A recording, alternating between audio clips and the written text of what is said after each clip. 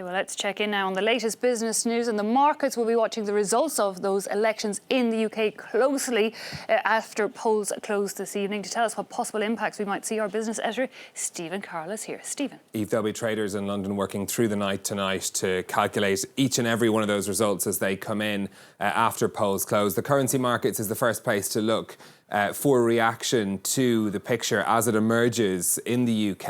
Investors have already been following developments in the campaign closely. Let's take a look at how sterling has been moving in recent months. Now, back at the start of September, it hit a low point of just under $1.20. But we have seen it climb, and since the election was called, we've seen the value of sterling rise against the dollar, and it has been rising again just towards the end of the campaign. The market's interpreting the likelihood of the Conservative Party winning a majority as something that will make sterling stronger. That's largely because the markets don't like uncertainty, and Boris Johnson with a majority is seen as the clearest outcome, at least in the short term. That's the investor view anyway. As polling gets underway today, sterling is trading for $1.32. That's the highest level sterling's been against the dollar in around 8 months. And it's also trading for €1.18, just under 19 cents as well. Well, let's take a look at what's happening on the stock markets for you next. European shares opening the day in positive territory. No great moves, though, on the European markets at the open. Bank shares largely trading up ahead of a decision by the European Central Bank later. It's a mixed picture in Asia. Investors digesting news that the US Federal Reserve left interest rates unchanged in its latest meeting. Tokyo finishing the day up, but some red on the boards in Shanghai, down by 1/3%.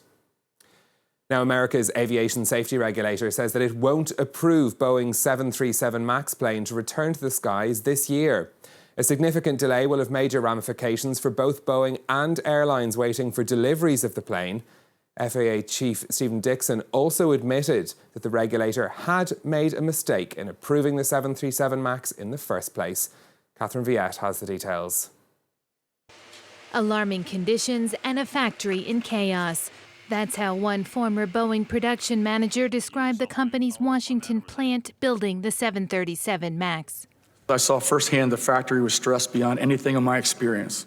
The bottom line is the 737 factory needs to be thoroughly investigated and closely monitored by regulatory authorities, specifically the FAA, on a continuous basis. Boeing had hoped to get the MAX jetliner back in the air before the end of the year. The plane has been grounded since March after the second of 2 deadly crashes, but the Federal Aviation Administration says it won't clear the plane to fly before 2020. Under fire for too cozy a relationship with Boeing, the head of the FAA acknowledged that mistakes had been made during the certification process and vowed tighter oversight in the future. For the 737 MAX return to service, the FAA fully controls the approvals process and is not delegating anything to Boeing. During the hearing on Capitol Hill, Stephen Dickson said Boeing could still face fines of up to nearly $4 million for not disclosing problems with the plane earlier in the process. The ongoing woes with the 737 MAX have shaved 15% off the company's value since March. Further complicating matters, with the grounded fleet, Boeing now has a backlog of hundreds of planes to deliver, which could take yet another year to fulfill.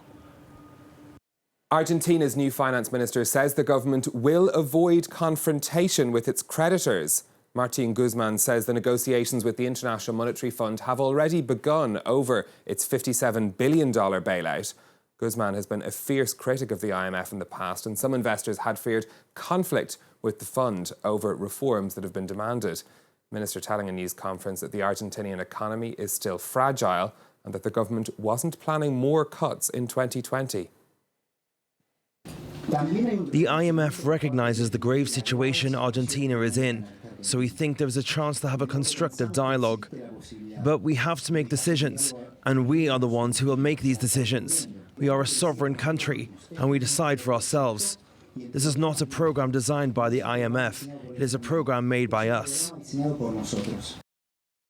Oil giant Saudi Aramco has seen its shares surge for a second day on the Saudi stock market. An initial spike of 10%, but the company's valuation at over $2 trillion for a short time, although the gains have since been pared. The company's stock market debut has broken all records, and the kingdom has been encouraging big and small investors to buy shares in the company.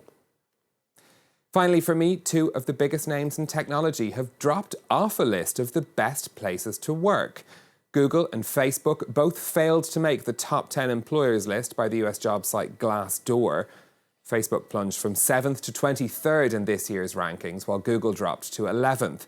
The companies are ranked by employee reviews on topics including pay, benefits and culture. It comes after a year where workers at both firms openly criticised their employers on various issues.